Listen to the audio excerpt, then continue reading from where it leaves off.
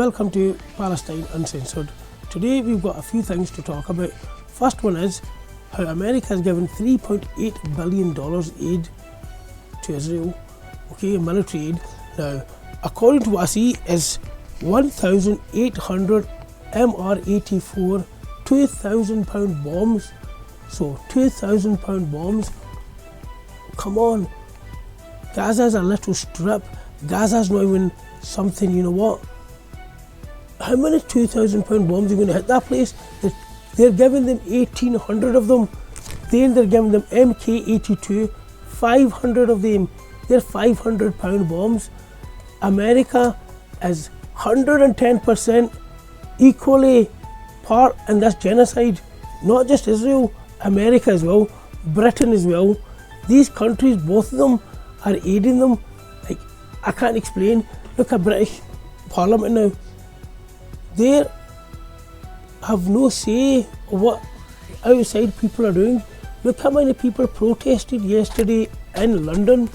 London came to a standstill. That was the 18th time. Go look online, you'll see the Israelis, a wee line of them, crowded right against the fence. With in their hand they had the flag. It looked like a crowd. One bystander goes behind. There was just a wee line. Absolutely shame that Britain is standing by them, just like Ukraine. Come on, I'm not saying Ukraine should be getting bombed, but look how much you've done for Ukraine. You're sending military aid, tanks. I don't want you to send that to Gaza either. I want you to stand up and say enough is enough, call it a stop. And as you've seen into my intro, my video, that little baby was found in the rubble, 2 days in the rubble. See how cute I was? I had no option to put up there. Britain is equally sharing that as well. So my point is, when are we going to call this an end? Look at the destruction they're doing, and still is not enough, because now what I can see, they're planning from north of Gaza, which they pushed people one step at a time. Now they're all stuck in Rafah, right at the very bottom. And now I've been hearing they want to go into Rafah and start bombing Rafah. Right? And they're saying clearly, Netanyahu said, don't think it's Ramadan or American pressure. We're just preparing to do this. And it's absolutely disgusting that he can even sit and say that, then have the backing of all Western countries. This is something we need to look at ourselves, that we're allowing this. Now they're going to say Hamas did this, Hamas did this. America, Britain, look at this, they're not doing anything better. They're using children as human shields to attack Hamas. And Hamas may be a terrorist in your eyes, in America's eyes. That's your personal opinion. You have made a law on that. I don't care. Hamas, for me, is a resistance group, just like the IRA were. You sat down on a table, spoke to them. Sinn Féin, you put them in a government, you made a party, you stopped all these Northern Ireland atrocities Britain was committing against those Irish people. Then you had the Good Friday Agreement, which was 2 days ago. You understand now? So look at the time all this is happening, and you're sending bombs after bomb. People don't realise the wall around Gaza is an example what you British made around Londonderry and Ireland. I looked into all these things. Britain, what Israel is doing today to the Gazan people, they're going through famine, but you did the same to the Irish, didn't you? You pushed them on the rocks. So for your government to feel a wee bit of sympathy for them is not going to happen. You understand? Because the resistance, you don't like that wording of the resistance. So then I was thinking, how do I get this across to people around the world that these guys, Hamas, yes, what they're doing, you need to understand, 75 years of atrocities. I'm not saying justifies killing, but you're going to come to a boiling point. You're going to want free. People are locked up in there around a wall. They're in a prison. The world's largest open prison is absolutely a shame. So then I got somebody professional. I heard him out and I thought, okay, He's somebody that I can rely on, and I can explain to people what I'm trying to say, what Hamas is. Hamas is a resistance for freedom. IRA were not terrorists, you used to call them that, but eventually you came to sit down with them, didn't you? Because you realise they're a resistance. We can't just keep trapping people. Now, I'll let you hear this. Hamas is not a terrorist group for us, of course, as you know, it's a political movement.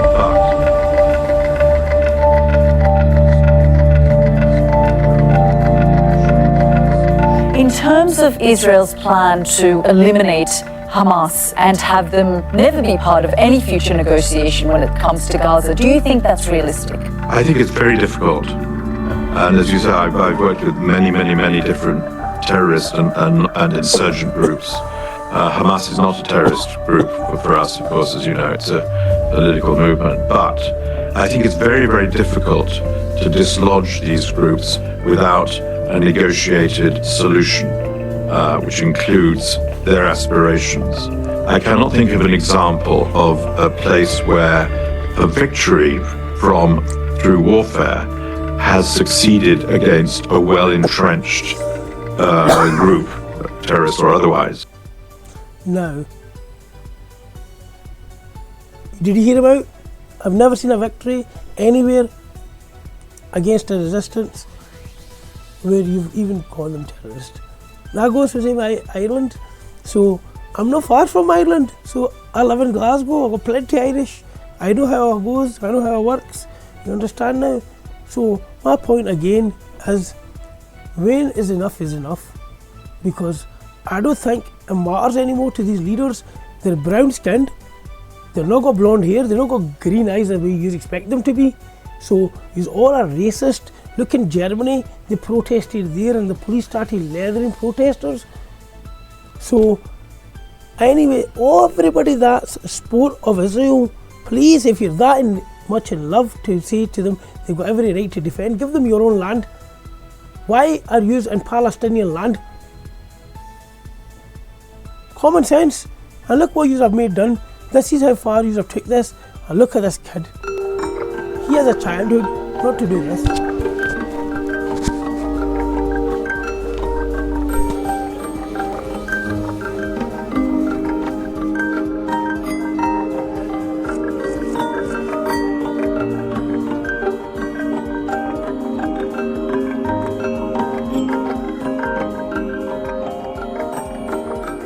كلهم من جبل الصباط بنوديهم على شعب بتمم معهم بساعدهم بجيب لهم بطانية. أنا تعلمت بالدكاترة وهذا وكل شيء، وبعدين تعلمت منهم أقول لهم أنا بشتغل معكم نصير، وهم شغلوني.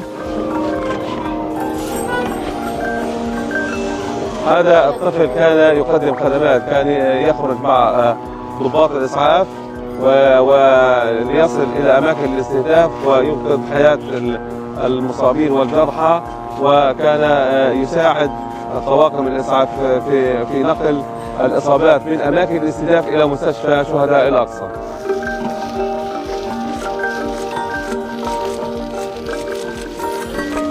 نفسي أطلع دكتور، تخلص إن شاء الله الحرب، وبنخاف على أطفالنا نزعل لما يتموا يرجوا مع القصف. الخدمات اللي تقدمها يعني في بعض الدول في العالم ما قدرتش تقدر تقدم الخدمات اللي انت فيها، كل احترام والتقدير.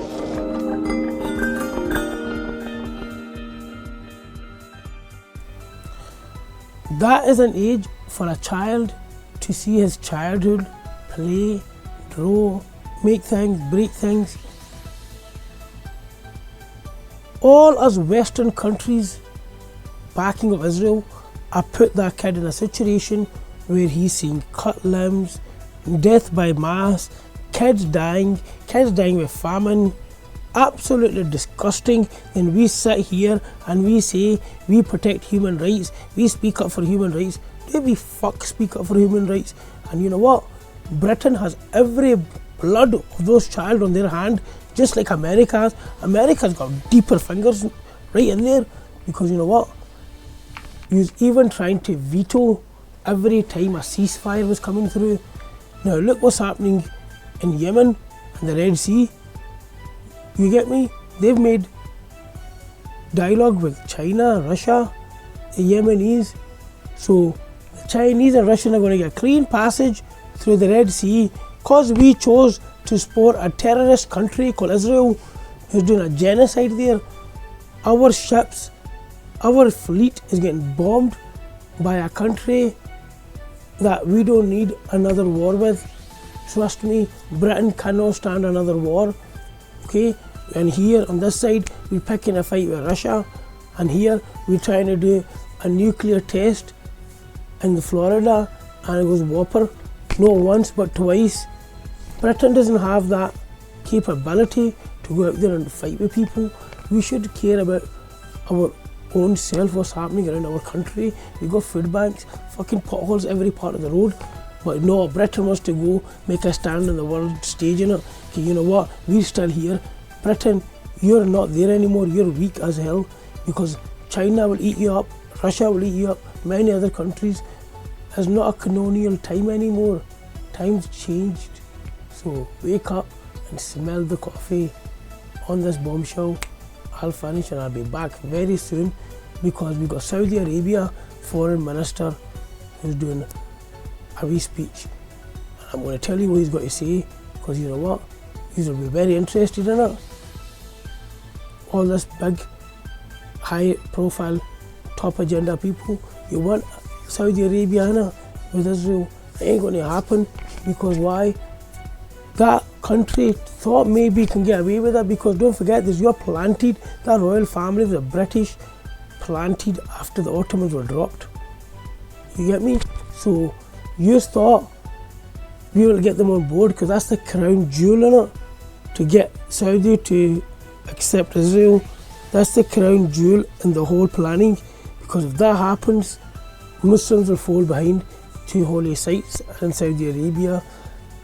It ain't going to happen, because the pressure they're getting right now, it ain't going to happen. They even said it the other day, he was saying it, and somebody, South, the foreign minister, his name is Faisal bin Farhan. Okay, what rights we're talking about while the Gaza is under the ashes? How can we, international community, remain silent while the people of Gaza are displaced and suffering from unjust human rights?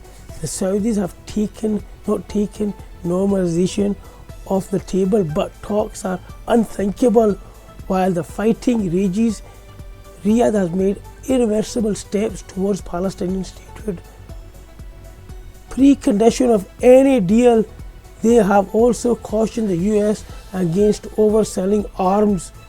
You understand now? Saudi officials, look at Saudi officials have repeatedly called for a halt to the war and led Arab nations in accusing Israel of committing war crimes in Gaza.